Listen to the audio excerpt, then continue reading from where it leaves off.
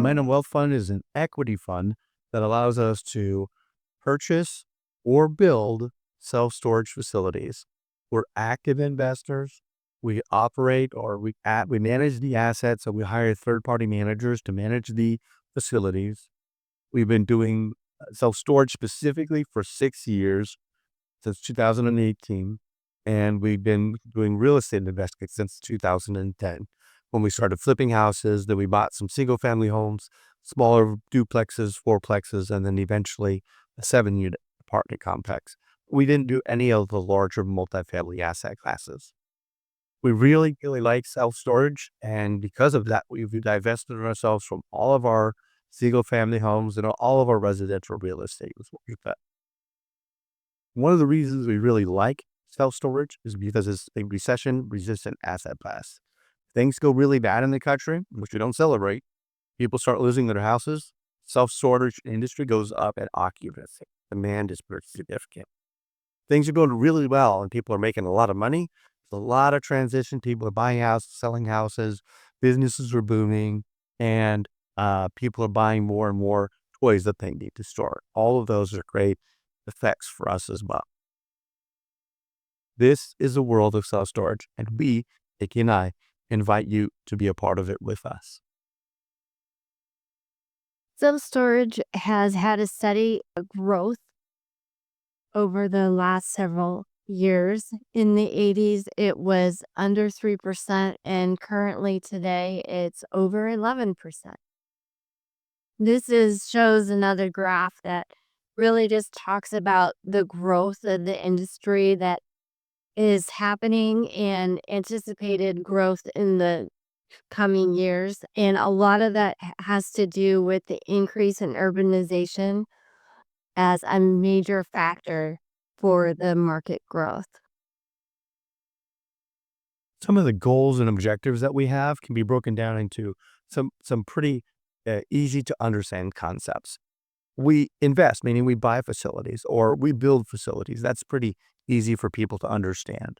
What we're trying to do is take a project and maximize profitability. So we want to increase cash flow, and by doing that, it will increase the overall valuation long term, which is our overall goal. This is our team. This is our team that we work together with every day, every week. And we also have third-party managers, CPAs and attorneys and general contractors, project managers, and so on. And what we do is we acquire existing facilities or we build ground up Class A facilities. So who we are.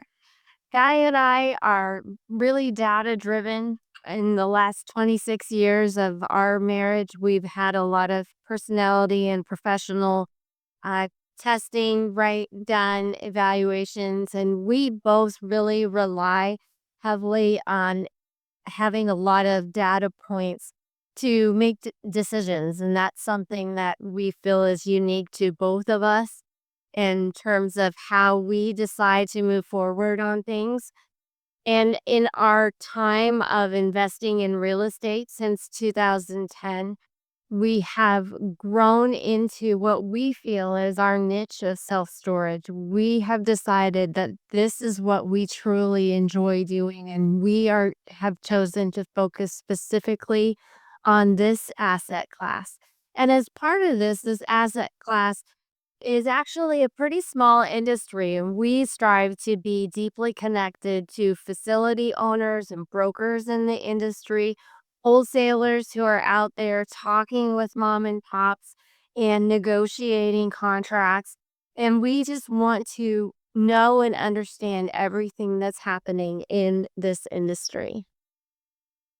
One of our things that we discuss with investors and bankers and even in sellers of facilities is that we take a conservative approach towards our overall underwriting and capital structure of the project. Specifically, we like to be at that 70% loan to value number. If we could be lower, we want to be. We feel that the more equity that's involved in the deal, it gives us a much safer and stronger control. Obviously, we have to balance returns for investors with debt. I would prefer a lot more debt, but I like to have the balance, right? If it's too much equity, the returns get too low. If it's too much debt, then the deal becomes a little risky. And our job as sponsors, as operators, as investors is to de-risk the deal for limited partners. Another aspect of our conservative approach is that we don't fall in love with our Excel spreadsheet. We don't fall in love with a deal specifically. What we try to do is when we're working with, let's say, our attorneys who go out and do property tax value and valuation estimators for us, they give us a range that's probably going to be in this range. We typically use the higher range number in our Excel spreadsheet so that if it comes in lower, then great. It comes in lower and the deal is even better. The worst case scenario is that we try and push a deal so much so that we're using best case scenario on everything, and then it doesn't happen and the deal doesn't work like we had wanted it to. We would prefer just to pass on the deal, even though it could be still a good deal. We would just prefer to pass on it and de-risk the deal so the limited partners who are investing with us can have a peace of mind that the facility, that the project is going to move forward as expected. One of the reasons that we like self-storage specifically is we consider it a low-risk asset class. Now, there are probably other lower risk asset classes, but they're probably not going to get the same types of returns we can get for our investors. A good example of a low risk asset class might be a triple net lease with a tier one client. So let's say you own a building and you rented it to the U.S. Post Office for 50 years. Probably a pretty low risk asset, right? When you do it that way. My guess is the returns are probably not going to be doubling your money in 5 years, which is what we're attempting to accomplish. We like the fact that we can get a high occupancy, or let's call it a blended occupancy rate, between the right market rate with the right occupancy to maximize profitability. This is a month-to-month leasing process, and it doesn't have a single customer that if something happens to that customer, the deal fails. We have a diversified customer base that allows us to manage accordingly with the needs of that community, the needs of that target area that we're working in. So, who uses self storage units? We have three main types of people who use self storage. The business people who use it for their tools or inventory management. We have people who are in transition, say students who use it during the summer to store their stuff, or if someone is in the process of moving, that sort of thing, or someone who it's an emotional attachment to those items, that sort of thing. Those are the main types of people who use the self storage units. And this is just a short list of the selection criteria that we look for when we are looking to either acquire a facility or we look to build a facility. We look at specific targeted areas within the 3 to 5 mile radius or drive time. There's a lot of data that's involved in those areas. That data can involve population, the amount of square footage that's already there in the market. We look at demographics of the area, whether there's job growth or rentals, that sort of thing, and other things that are very important specific to that area. Some of the unique features of self-storage that we look for when we're analyzing a deal is we want to be able to take the market rents from where they're at up to market rate. If the facility is already, let's call it 98% occupied and at market rates, then we're going to want to make sure we've got the ability to expand that facility. There needs to be more land where we can either build or we can bring in portables or something along those lines that allows us to grow the overall size of customer base. Typically, if we have a landlocked deal that's already at market rates and already at like 98% occupancy, we're probably not going to buy it unless we can get it a really, really steep discount. If there's an underserved market, let's call it, that's maybe got a low supply of self-storage with a high demand, then we would look at that area and we would want to go ahead and build in that area because the absorbability or the absorption rate of the customers will be faster than maybe in an area that's either at equilibrium or oversaturated. The one thing that we can easily do that we do all the time is implement a professional management process. We know how these need to be managed. We know how to manage facility management companies. We know which KPIs to track on a weekly, monthly basis. We know how to look at the analytics of overall revenue relative and overall expenses and what those ratios look like. We know what it should look like when it's fully stabilized and what it can look like when it's in the absorption phase or when it's in the growing phases. We've bought a lot of these facilities, we've managed them up, and we've sold 10 facilities in 2022. So we've gone full cycle with a number of projects. We understand what it's going to take to get the project from where it's at to where it needs to be. And it's just a process. So we implement that professional process and system. The financial projections or the financial numbers are usually the fifth or sixth, seventh kind of numbers that we look at. We as Nicki had mentioned, we look at the other things first, the demographics and the the square footage per capita in the area and vehicles per day and all of these other data points before we ever look at the financials. Because if the underlying basic criteria that we have doesn't make sense, that I don't want to buy the property. Even if it's a great deal, if the underlying criteria doesn't work, my job is to de-risk the deal. And that's a lot of risk we put on. Even if we could buy the facility and make it work today, what happens if insurance went up by 50% or doubled? That would kill the deal if there was a problem with the underlying demographics and rental ratios and all of those things. So we don't get into financial projections until midway down the road. Obviously, we need to look at the financial projections to determine purchase price and estimate renovation costs and all of those types of things. The single biggest item that we look at is net operating income, NOI. The better the NOI, the better the price, meaning the better the valuation. Valuation is critical for us to sell at a 5-year time frame or refinance during the process or refinance at 5 years. NOI is what we focus on. We focus on increasing revenue and profitability ratios.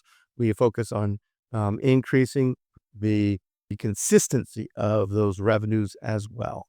Some of the other factors that we look at are cap rates, internal rates of return, net present value, loan to value ratios, and those types of things. The deal. We aren't talking about any specific deal in this pitch deck, in this presentation. We're talking about how we do deals in general. Momentum Wealth Fund has a $100,000 minimum investment criteria. We typically take a deal for 5 years. Our fund is a customizable fund that allows the limited partner to invest in a specific deal that they want to be in. We have some investors that don't want to be in certain states. We have some investors who only want to be in certain states. So if we've got in our fund multiple projects, an investor may say, I don't want to invest in that project, just make sure my money only stays in a specific project. That's the customizability of that. It allows them, the investor, to choose where they want their money to be going. We typically look to double somebody's money at 2x equity multiple within 5 years. That's coming in at a 17 to 22% IRR. Depending on the cash flow that's in the project, let's say a ground up project doesn't have any cash flow at all for a long time. Existing cash flow may be strong on an acquisition. So those are the different things that are going to impact what we call IRR. Our exit strategy is pretty basic. We either sell the property or refinance the property. Who's going to buy it? We think of the buyer before we ever purchase. So if we're looking at a facility and we are putting in a letter of intent to buy a property, if we don't have a clear understanding of what type of buyer might buy it from us, then that's going to push pause on the process. We need to know what our exit strategies can be before we get into a project. Obviously, refinancing a project, if we can refinance the project midstream or at end of year 5 and get the investors all their money back and as a part of their return or all of their return and still keep the facility, we want to do that because then the investors get to participate in the cash flow generation without having any of their own money in the deal. That's not a bad thing. Obviously, if we're talking to about a Class A facility that we build and we're looking at a real estate investment trust or a REIT who wants to buy it, they've got a different need. They need to deploy capital. They need to move money. We need profitability. We need to make money for our investors. They need to move money. If their only need is to make money and our only need is to make money, there's probably not a deal to be had. But when their need is to deploy capital and keep that portion of their structure working, then that's something that we can probably work on together. The one option is that we work with different types of investors. There are some investors who want to deploy capital. We would be involved in those deals. It's a possibility that they may want to buy another deal that we're involved in, partly because we intimately understand the deal. They want to deploy capital, and it's a deal that makes sense for everybody. Got to be careful because we have fiduciary responsibilities for our limited partners and investors, and we would never want to even appear to be taking advantage of one group for the benefit of the other. That's just something we want to avoid at all costs. If you're interested in investing in self-storage or just understanding more about what it's like to invest in self-storage or invest in an alternative asset class or anything about Nicki or I or our marriage that we've had for 26 years or our 3 wonderful kids or our 6 animals and dogs and cats and whatever, right? If you're just interested in knowing more, you can reach out to us directly at investor@momentumwealth.fund. Our website is momentumwealth.fund. We've got YouTube channel, Instagram, Facebooks, all of those types of things. You can sort of, lurk and research us and get to know us. But feel free just to reach out to us, ask questions. We're very open. We're very candid. If there's a fit, it's great. If it's not a fit, that's great. Maybe we can point you in a direction that's more along what you're trying to accomplish. And everything, we just want to say thank you for your time today and have a great day.